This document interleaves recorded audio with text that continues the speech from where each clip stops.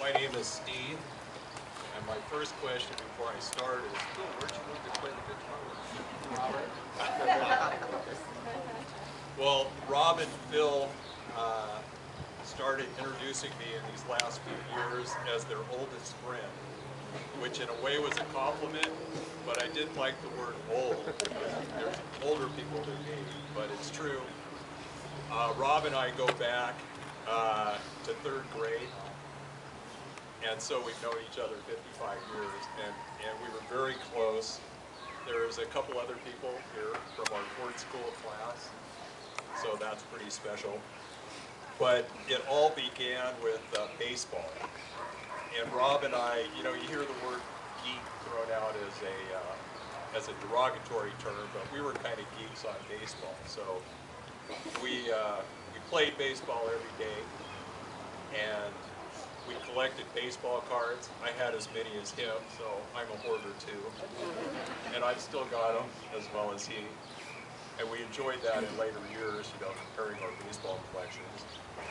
And then we listened to the Dodgers, who we were both, I'm a Padre fan now, so I moved down to San Diego. We listened to the Dodgers and a young announcer named Vince Scully at night. So our days and nights were taken up with baseball early. And so in fourth grade, and you were talking about how Rob had kind of tortured you, but my parents thought that Rob was a really good influence on me. So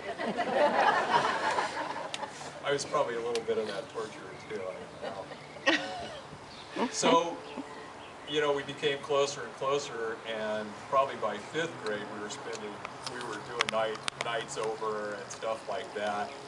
And I've thought about this a lot lately. My house, my sister was 7 years older, and so there were no kids around my age. So, you know, I'd go over to relatives' houses and they'd talk about their medical conditions and yada, yada, yada. But I'd go to the Flynn family, and it was a lot of fun. It was totally different. I mean, you know, you had people like Chester and Lester, the twins. You'd get over there and somebody would put an instrument in your hand, and you know, there'd be somebody whip you out on the dance floor when you're in sixth grade. And it was great, and you know, you had Ruby and Tex and just all these great people that were a lot of fun. And I wanted to say it now because I've never said it before, but also it was noticeable even in 6th and 7th grade that he had 3 really good-looking older sisters. So now the secret's out.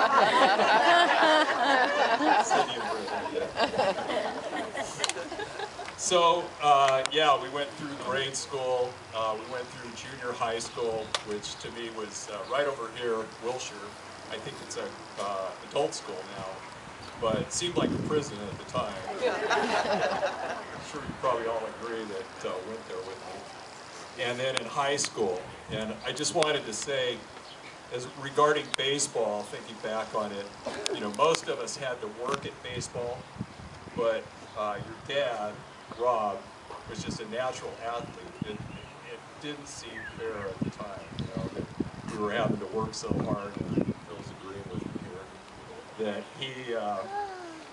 he would usually, I think he was probably the best athlete in our grammar school, and it would usually come back down to picking teams, and you always wanted to be on Rob's team. You know, I remember people getting actually angry if Rob didn't pick them,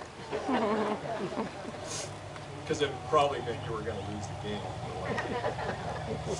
So then, you know, Rob went to high school, and I don't know, nobody's mentioned this, but he actually, in Sunny Hills, made a really good basketball team his sophomore year. He made the varsity team in his sophomore year, and then they moved out to, you guys moved out to Pedley, right? So, anyway, you know, I have a lot of fond memories of Rob. We were very close. We actually got together quite a few times after he got ill. And I think one more story I wanted to share was early, Connie will maybe remember this, that we gave ourselves nicknames. And I was Sky, and Rob was Rock. And we both chose our own names.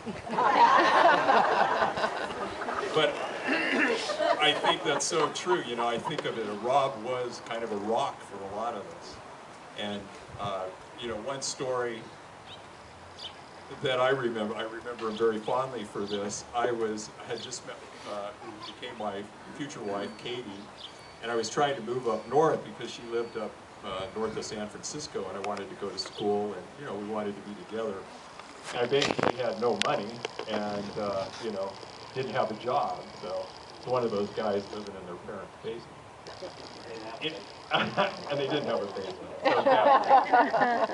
So Rob, you know, without much to do, just hired me and gave me a full-time job, and I worked in carpet, and, you know, paid me for three months, and I was able to move away that way. So, you know, he was really supportive of all his friends, and I think he, you know, even after he became ill, he had a great attitude. You know, he kind of showed everything he had then, and you know, I was able to tell him I loved him, and we told each other we loved him, and you know, that's hard for guys, but so happy that happened, and you know, I agree with you. You know, he's up there waiting for us.